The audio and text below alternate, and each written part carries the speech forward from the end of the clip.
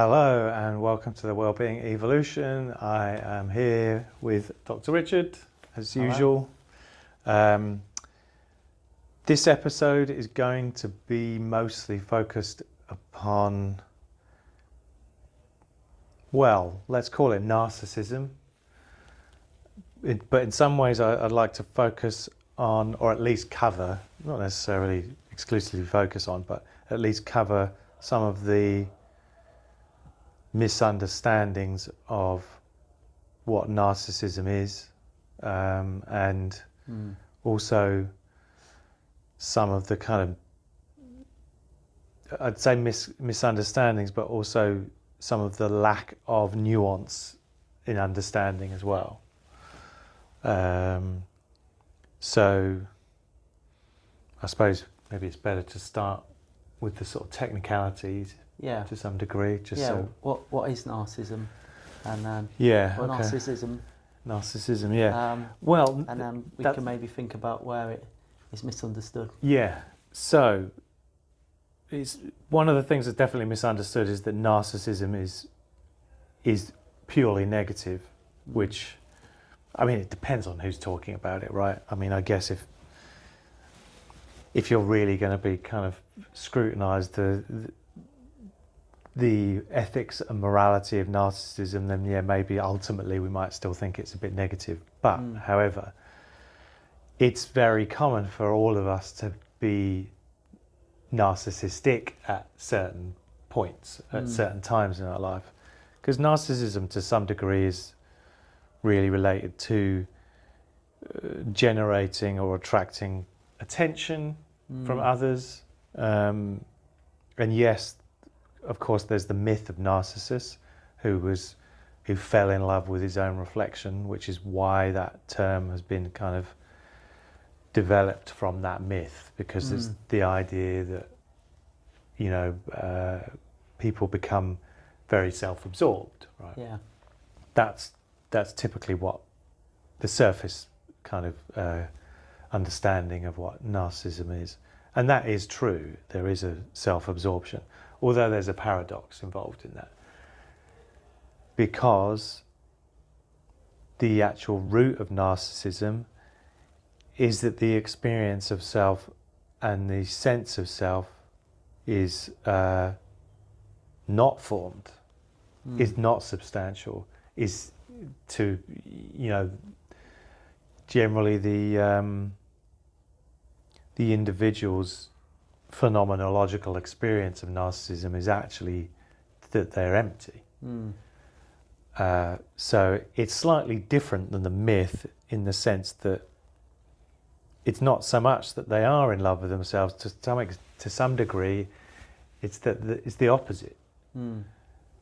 How it presents externally and how they behave may well come across as being that they're in love with themselves, but of course, part of that is all about engendering and attracting attention from others.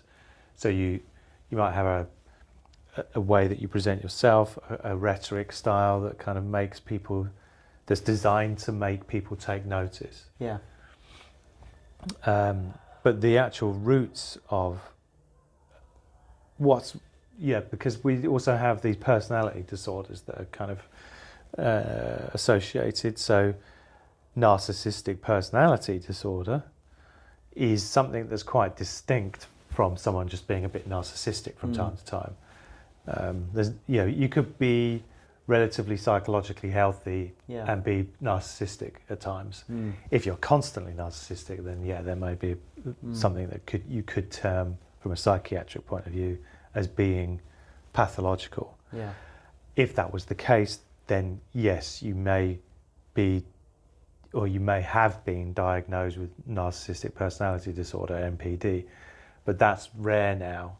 It's normally included and inclusive of now what's called antisocial personality disorder. And then there'll be narcissistic traits that are within that personality disorder. So in terms of the misunderstandings then, of course, one is that someone being narcissistic is a narcissist, which is not necessarily true. You know, like it's become very popular, especially on social media, for people to talk about someone being narcissistic or being a narcissist. We need to be very clear that if someone disagrees with us, if someone says things that we think is opinionated, if they don't listen to us, it doesn't mean that they're a narcissist. It just means that people may be, they might have very strong convictions in what they think and believe. Why they don't listen to you may not really be rooted in narcissism. There can be all sorts of reasons why someone's not open to certain concepts, and narcissism is not that common in that sense. People saying that there's this amount of narcissists in the culture, etc., or in the community or in society, it's very difficult to measure, given that one, narcissistic personality disorder is not really a diagnosis that's given anymore. So, to go a bit deeper into the misunderstandings, then the other misunderstanding is that most people's concept of narcissism is around the presentation that's usually termed as grandiose. So grandiose, of course, is what it sounds like. So they're very demonstrative, they're very exhibitionist, they talk about themselves, they puff themselves up in terms of their own self-description. They'll talk about the great holidays they've been on, they'll talk about, sorry, I just slapped the mic there, they'll talk about the types of self-description or self-references will all be designed and intended to inflate their status, their position. And of course, if we come back to the root problem, which is an emptiness of self. And an insecurity. And exactly, an insecurity, that's why they're doing it. Like, it's not because they think they're great, it's because they're scared you won't think they're great. So they'll run rings around people simply just to generate that kind of attention. Yeah, and how conscious do you think this is, typically? Do you think people who display narcissistic tendencies are typically aware of the fact that this is likely stemming from hollowness and emptiness and insecurity? Do you think people are aware of that, or do you think it's more unconscious, typically? I think usually it's in the area of unconscious. May not be quite the right term, but it's certainly on the shelf. Yeah. Pushed to the side. It's an aspect of themselves they don't want to acknowledge. So, because of course, the other thing that's reasonably common now as an understanding is that people that are in relationships with narcissists will experience narcissistic abuse. And so the abuse is usually around an avoidance of them experiencing the feelings that will... It's more like a sense of anticipation of their emptiness of self. So if something's representative of that, or something gives them a sense of anticipation around that, then they'll act in a way that tries to push that away. Yeah. So a lot of narcissistic abuse is because their agenda is one that's much more orientated towards them experiencing themselves as being high status in some way, and not to be questioned. I mean, that's often an issue with narcissistic abuse in relationships is, when people live together, they might have conversations or disagreements around how to behave or how to conduct domestic life, etc. And then rather than it just being a question of, can we talk about how we split the housework, it'll be like, how dare you, how dare you kind of like question the way I am, etc. And there'll be various manipulations that will probably come in there. I don't know, suggestions that they shouldn't be doing it. Maybe they work, and so they'll use that as leverage and say, well, I bring in the money, therefore why should I be doing it, etc. it's beneath them in some way, you know, because of course there's always this attempt to keep on raising their profile in some way. And of course the other thing that you'll experience with people who are grandiose they will often try and associate themselves with people that they perceive as being high status. So they'll talk about celebrities they know or celebrities they've met. They'll talk about, you know, or it will be like whoever, you know, CEOs. I mean, it depends on their subculture, let's say. So I don't know, if they were in some sort of criminal organisation, then they might be kind of overly inflating their association with the boss of some, you know, criminal organisation. It's whatever raises their profile, and of course it's all coming from a feeling that they don't want their profile to be doubted or questioned or devalued, so they're constantly trying to puff it up. That's grandiose presentation of narcissism. That's not all narcissistic personalities, or rather it's not all narcissistic presentations. So the one that people are less aware of is what's referred to as a vulnerable narcissist, or covert sometimes it's referred to as, which is more a poor me sort of syndrome. So it will be self-descriptions of why their suffering is worse than everyone else's, why they've been held back more than other people by their circumstances, why they need extra attention because they suffer in certain ways. It's not just that they feel sad, it's that you could call it almost this type of competitive suffering in some way. So it's not the same as depression, for instance. So it's not that they see everything as being meaningless and hopeless. It's that the agenda in that presentation is to beat anyone else's suffering. It's not really, you know, someone who's depressed may well be suffering in many ways and seeking or hoping in some form or another to relieve themselves of that suffering. Whereas a vulnerable narcissist is not, in terms of the way they present, that's not what the agenda is. The agenda is to make you think that they're special because of their suffering. Yeah, and it seems in either case the common denominator is indulgence in the self. It's kind of how I see it. Whether it's I'm a victim, I'm much worse off than you, or on the other hand, you know, I'm better off somehow. It seems that what's in common in both of those examples is this indulgence in the self, rather than just a confidence or a self-assurance. It's sort of an indulgence. I mean, that's kind of my impression of what narcissism is, but does that ring true with what you're saying there? You could put it like that, but I think it's worth remembering that it may seem like it's an indulgence in themselves, but of course it's because of the vacuum that's there. It's a black hole, really. So as long as something looks like it's going in to fill it, that might give some temporary relief, right?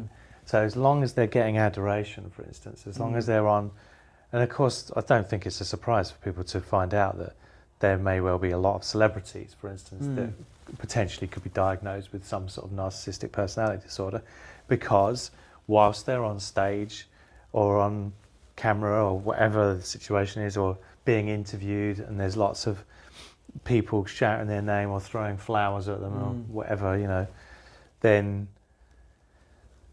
the hole's still there, but there's something sort of rushing into it. So it kind of like it's bringing temporary relief, but it's not substantial, because it goes in and then it's gone, you know. So of course, as soon as they leave that stage, as soon as they go back to their hotel room or wherever, then it can very quickly take a dive, and then there's substance abuse that can come as a result of that, because how else do they regulate their mood than to bring in substances that could do that for them in some form or another. So vulnerable narcissism obviously doesn't have those opportunities, and in many ways that's the point, is that the circumstances and the lifestyle and their social kind of position is not one where they can draw on grandiose gestures and grandiose self-description, but what they can do is present themselves as being a victim in some way or another, and that if through interaction through various times in their history they've clocked that actually you can get more attention if you seem like you're a victim of something, then that will come through, and that's not necessary, and that's why it's not necessarily a fixed status. So it's not necessarily, at least, that someone is a vulnerable narcissist and not grandiose. You can get a mixture. So you could get someone who's typically vulnerable narcissist, but then they'll talk about themselves in grandiose terms that just don't make any sense sometimes. So you might get someone who, generally they're feeling very sorry for themselves, but then they'll say something that just doesn't, they'll sort of talk about, well, I'm going to go and I might move to the States and, get set up in New York sometime or something. And all the time you're thinking, but you don't even have a job. And what would you do, and why do you think that you would be able to do that? And there's a lot of protective kind of mechanisms in place there, so that if you challenge them, they could very quickly go back to vulnerable narcissists to go, why did you talk to me like that? Why are you criticising me? Why you don't believe in me? Of course I'm such a loser that I'd never be able to do that. So you couldn't question when they make these kind of almost irrational presentations that are grandiose in some way, or they might kind of like, they might make claims of some ability they have that doesn't make sense. Like they'll start saying that they can, I don't know, I mean, this might annoy a lot of people, but you get these claims of people that I'm an empath, for instance. That's a classic. And just to be very clear, there's no distinct category in psychology or psychotherapy or psychiatry of people being empaths. Yes, there are people that are highly sensitive, and so you can feel that you've absorbed other people's emotions, and you can be very sensitive to social environments. But that's not, the term empath has not been, there's no nomenclature in psychology of people being empaths. There's no empirical status or category of anyone being an empath.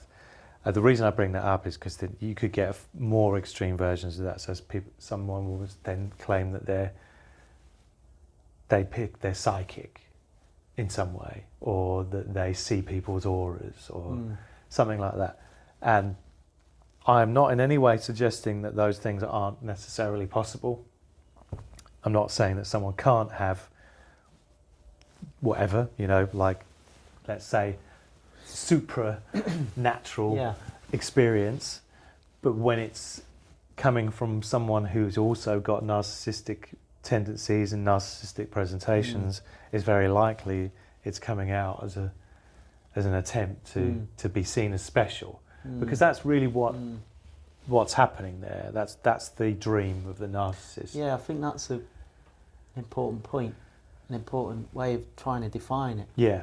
It's like I want to be regarded as special without really earning it as well. That's a big aspect of it. It's that there's no genuine kind of, it's not to do with achievement, it's not to do with the benefit they've brought to people, it's just they just want to be adored in some way.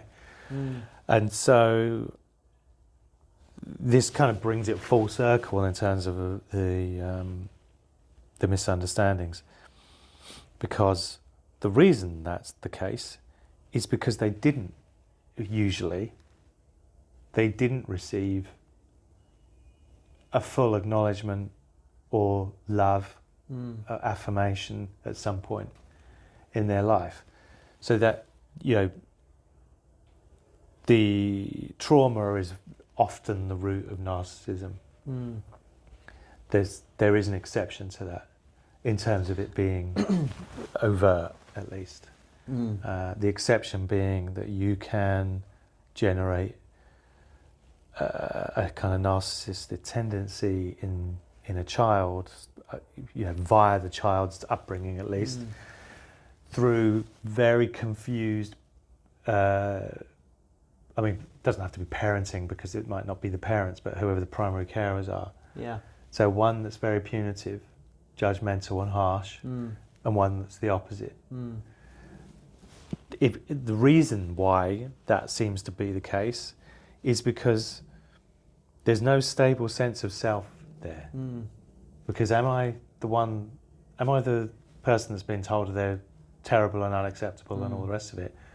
Or am I the person that's being told they're a prince of men and, you know, like just amazing and everything anyone could ever want?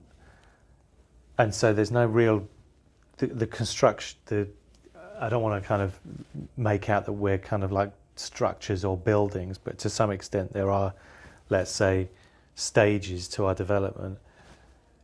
If that's got so confused that we're never really sure who we are in any sense, I don't mean in an ultimate sense, of course, that's more questionable and everyone may have questions about who am I really. That's a different question.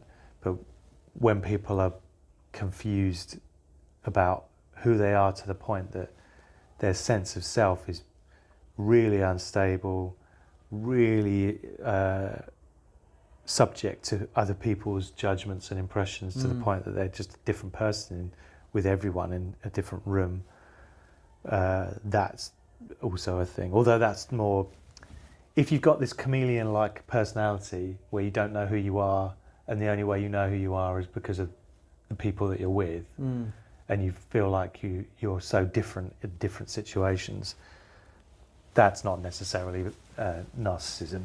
There's also other disorders, you know. I mean, BPD is a classic experience of people feeling that they don't really know who they are because their personality is just shifting from one place to the other.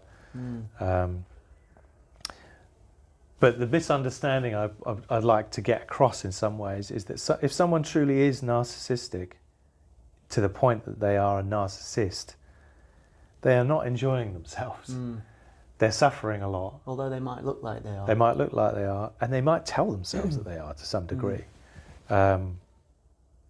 They certainly could look like they are, but there'll be some dark moments for sure. And there have been some dark moments, almost certainly, for that person and that infant, really. What you're really looking at when you see someone that's got narcissistic personality disorder, for instance, is someone that suffered a lot as an infant and they've just struggled to try and crawl back and pull it back in some way.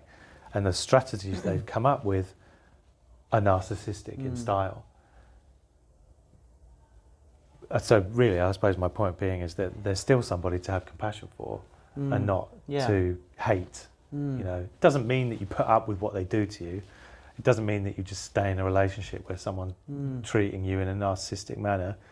But it does mean that you cannot have to have so much resentment towards. I think if we regard anyone as an infant who's just done their best, you know, it makes it a bit easier to have compassion for someone rather than just fixing them as an adult who's behaving in really disagreeable ways, and we just think, what a terrible person. It's like, well, they're behaving in a terrible way, yeah, and they might even think in terrible ways to some degree, but that is almost always a result of their past misfortune. And do you think people are, I suppose the question is, do you think our culture generally encourages narcissism? For example, in with social media now, you know, you mentioned earlier part of the payoff, if you like, of narcissism would be kind of looking special without really earning it. Now, I think it's fair to say that social media offers lots of opportunities for that, and it also offers people the option of presenting a certain side of themselves or a certain view of their life without all the reality that comes with it, you could say. And so I'm thinking, you know, do there necessarily need to be the childhood traumas or the negative experiences of one kind or another as a precursor, or is it the case now that, you know, in a world where you know, people are perhaps at a younger age unsure what to do with their lives, and then they see, well, you know, I could create a social media presence. Yeah, what do you think about all that kind of stuff? I mean, for sure there's more opportunity, as you say, for people to behave in that or to follow a lifestyle that's more. And would you say, I suppose that I'm kind of getting at is, do you feel like it's a certain form of narcissism, at least, is somewhat encouraged? Yeah, that's for sure. I think in our culture, narcissistic tendencies are definitely encouraged. You know, these kind of concepts of, you know, I can do anything is a narcissistic kind of thing. You can't, like no one can. You know, the other aspect, of course, is this sort of tendency for people to think that every little nuanced detail of their life is now of interest to people. It may be of interest to a certain group of people. And of course, if you are mega famous, I'm sure that, like, you know, if you're a Kardashian or something, it probably is likely that there's probably are millions of people that would want to see what you had for lunch and things like that. But of course, the narcissistic aspect of that is not just the reality of whether people are interested in it. It's also the reality or your concept of how important you think it is. Like, you may well be, yeah. Let's say I was super famous, I may well be well aware that people would like to know what I had for dinner. But if I was reasonably psychologically healthy, I'd also be well aware that there's not a lot of importance to that. You know? And perhaps that's where the feeling of hollowness can be exacerbated and compounded, because perhaps the person with 2 million followers on Instagram, you know, that they're getting all this attention and admiration, but all the while they might know, well, really, how important is it that I've had a avocado on toast for my lunch? Yeah, well, I suppose the thing is that what's being lost for the narcissist, for instance, is that the perspective gets lost. So they don't, because the agenda's so fixed upon the attention. If they know that people will pay attention to what they had for lunch, it will be focused upon. It won't be about whether it's important or not. You know, it'll be about, oh, this is a way of getting some leverage and some attention. And it's perhaps because it's so easily won. Yeah. It for the same reasons, it doesn't stick around long. So you need to keep. And perhaps it's not attending to it's not bringing out the best sides in a person, or the sides that are likely to give them a deeper sense of reward and meaning in life. Yeah, well, of course, the other thing is that they're also, we talked about their awareness before. One thing they will be aware of is that they are performing. So, of course, the results of getting that attention still doesn't really take, because it's not really them that's being attended to. It's the external persona that's being generated in order to gain the attention. But of course, it's not really taking, because that's not really me. You know, so it's always problematic. There's never really a remedy to it, because they're not really ever presenting themselves in an authentic way, because of course, who are they? They don't know who they are, so they can't really present themselves. So that's why it's so tragic.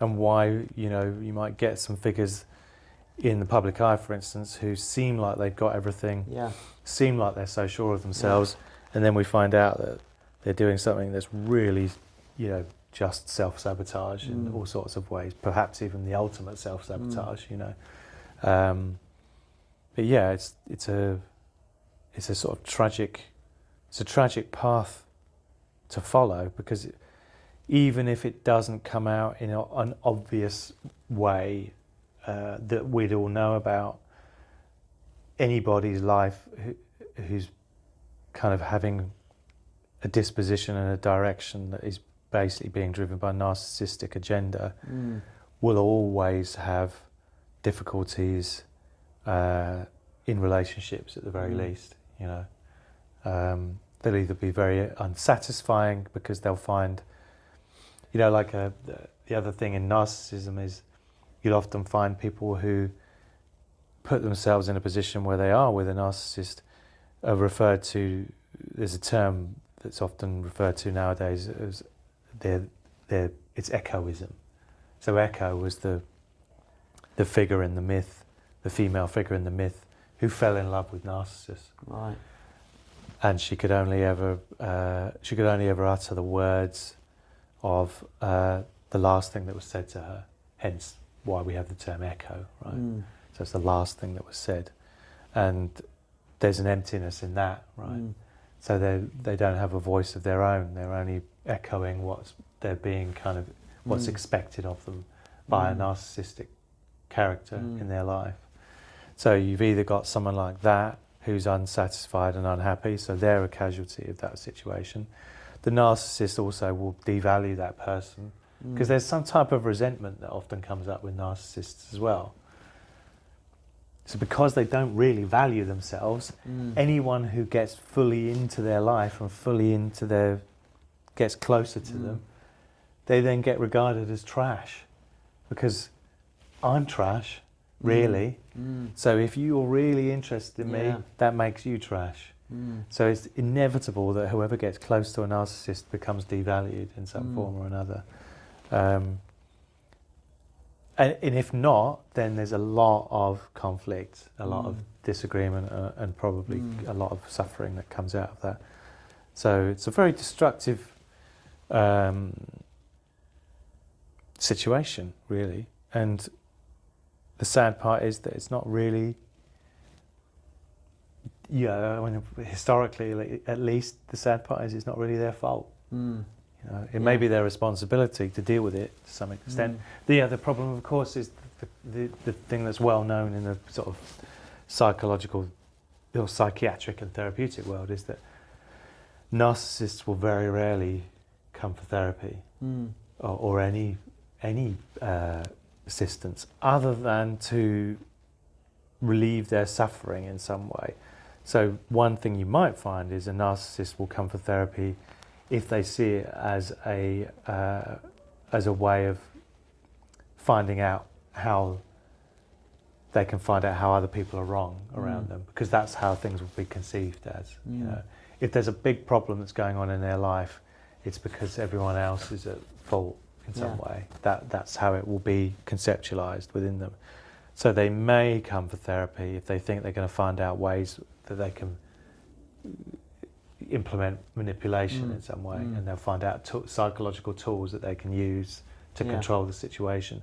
But it won't be to come for therapy to say, I've been doing things wrong. It will be, they've all, and that's where you can get this kind of concurrent vulnerable and grandiose narcissism if they're presenting a problem that they're having, is that, oh, I'm a victim to all of these people treating me so badly because I'm so amazing that everything should be great, so yeah, that's narcissism. Yeah, and do you feel like if someone is a narcissist, that in terms of things improving for them, psychologically speaking, is the beginning really what you put your finger on there, acknowledging that although you might well be a victim in certain respects, you've been doing your approach to the world, that there are things that you're doing that perhaps are at least not as good for you as they could be. So it's that acknowledging some responsibility in terms of Yeah. The problem being is that started it's with. unlikely that it will ever be really.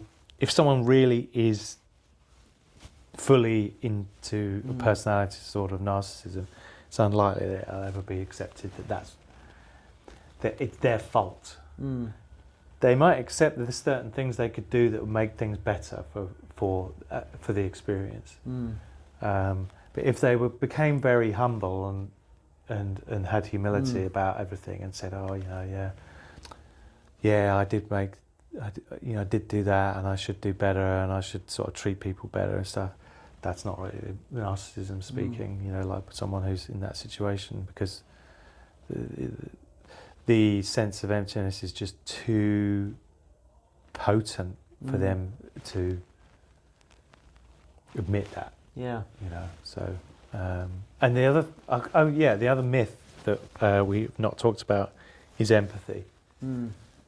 So people will often say, oh, a narcissist doesn't have empathy, because there's elements of psychopathy in narcissism, which is about not experiencing empathy.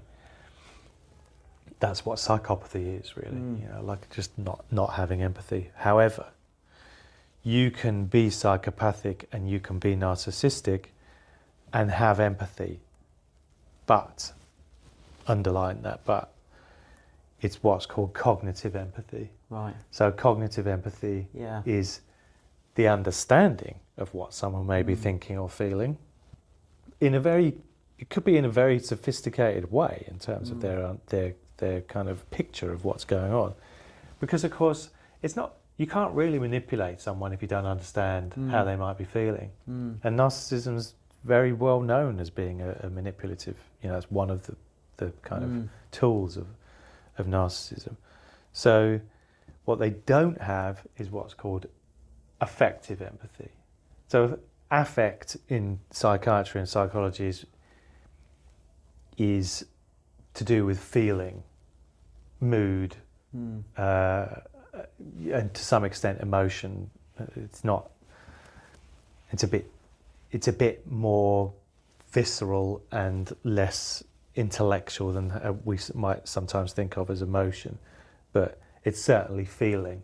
So if somebody does not have affective empathy, they're not affected by other people's emotions. They're not bothered by them. They're not like, it doesn't trouble them when they're seeing someone having a problem or suffering in some way, but they'll know cognitively. They can have cognitive empathy and understand what they'll be thinking.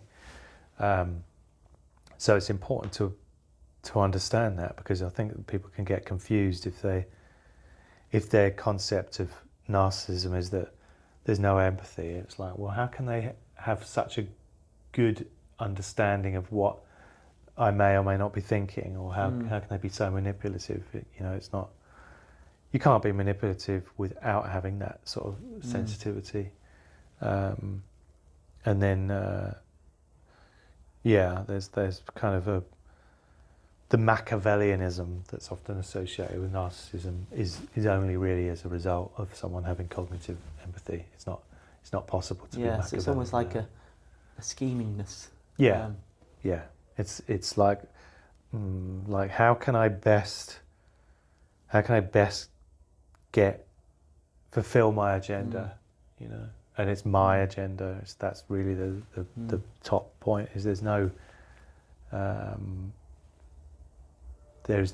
communal. Well, actually, that's another thing we didn't touch upon, which is there's vulnerable, there's grandiose narcissists, but there's also what's called a communal narcissist now, as a sort of a different category.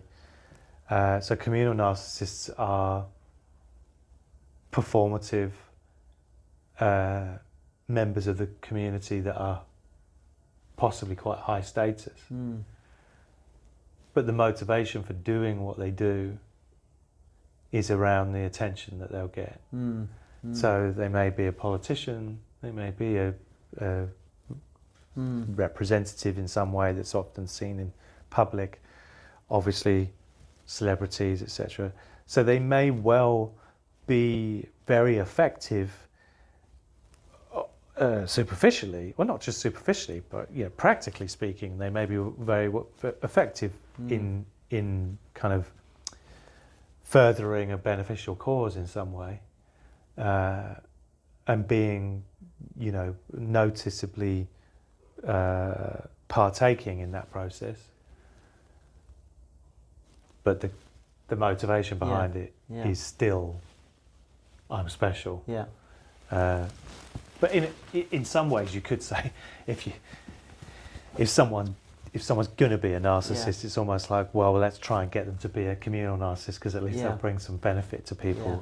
But of course, there may be other elements to that could get a bit more sort of sinister if it's about manipulation and just being seen. Because of course, the thing that what you might find is that there could be more benefit in someone else doing something, or a different project being taken on that doesn't involve them so much, and they might, in a manipulative sense, block that from happening. Yeah. Because then it won't involve them. So it's not that everything they do will necessarily be positive. It's still self-serving in that sense. So I think maybe a good place to sort of wrap things up. What would you suggest are typically good ways to deal with narcissism, whether it's from the first person perspective of having, maybe you think, well, actually I am a narcissist, what should you do about it? And then likewise, if you find yourself around a narcissist, perhaps you're in a relationship with one, what do you think are the best ways to try and to deal with that, to try and get to some sort of some place that's better? Presuming that they're not doomed and to just be left alone. What, the narcissist? Yeah. And like I said, from the first person perspective, you feel like perhaps, well, I am a narcissist. What should you do? And as I said, from the perspective of someone who's perhaps in a relationship, what can be done to try and improve the situation? Well, so the first point that you mentioned was, if you're reflecting and thinking, maybe I'm a narcissist, it's unlikely you are a narcissist. Like I've said before, you may clock that you've got some narcissistic traits. That's not the same thing. But a narcissist generally, they just won't think that what they're doing is wrong. It's like it's not on the radar. It's not part of the vocabulary, so it's just not really considered in that way. They'll just be focused upon their own agenda. So they won't really receive that type of self-criticism, just won't occur. If you're in a relationship with a narcissist, I think in some ways, if you decide you're going to stay, you kind of have to, you need to let go of the idea that you're going to ever change them. You might change their behaviours to some extent. You might change the way that they kind of present their narcissism to some degree. But the reason they're narcissistic, or rather the reason they're a narcissist, is so deeply ingrained that turning that into a project for yourself to, it's just like, that would be my main advice, is just, if you find ways of coping, if you find ways to kind of like regulate yourself and be able to still maintain the relationship without it kind of impacting on you too much, that's probably a large part down to you having other things to do, a very strong, robust support network in some form, people that you can talk to. It's not easy. Let's put it that way. So yeah, that would be my advice, really. If I was going to give any advice to deal with it, if you suspect someone's narcissistic and you're not in a relationship with them, probably, I don't, as I've said before, I don't tend to give clients advice to in any directing way, really. But that might be the one exception. I'll just say don't. Yeah. You're not going to get what you want from that. Unless what you want from it is as superficial as the narcissist, and then in that case you will. Yeah.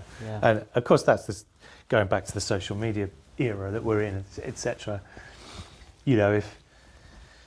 If your object is just to get lots of adoration and I don't know, get a sponsor and things like that, then yeah, you'll get all those things if that's really what you want, but it won't be an ultimate.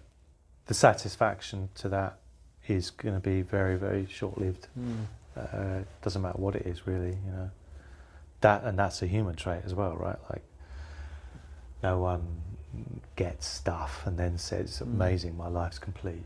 Even though it's presented to us in the West, I think. Well, not even in the West anymore.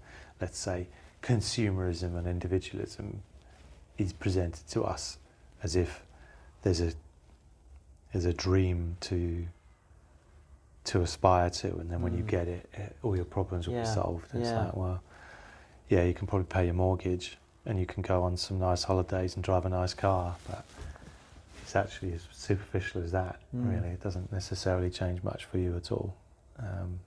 Obviously, if you're poor and destitute and you've never had a decent meal or slept in a warm bed, then suddenly having lots of money and status might be, you might experience it. But I think they say, I think when they've done studies on lottery winners, it's 2 years or something.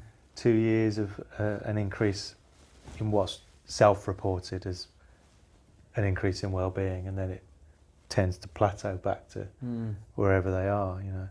I think people kind of misunderstand that, including the narcissist, misunderstand that the nature of happiness is not really to do with fixed points, so you can't get something and then sit back and go, sorted. That's not really how human beings work. And I'm sure you always see people go, oh well, I wouldn't be such and such if I won the lottery. And it's like, well, it doesn't. What exactly do you think it does? Yes, you don't have to worry about money anymore. There's still health to worry about. There's still relationships to deal with. You're getting old. That's always going to happen. You've had your history that you've had, and the memories that you've had, and the difficulties that you've had. They don't go away because you've got money. All of those things are really about your mind and yourself. So it's worth kind of focusing on that, regardless of how much money you've got. Anyway, I'm sort of veering into a different subject matter here, so that's probably a good point to recognise. We've gone, if not too far, I've gone far enough. Okay, so thank you very much. Thanks for listening. Thanks for listening and speaking, and we'll see you next time. Thanks for listening.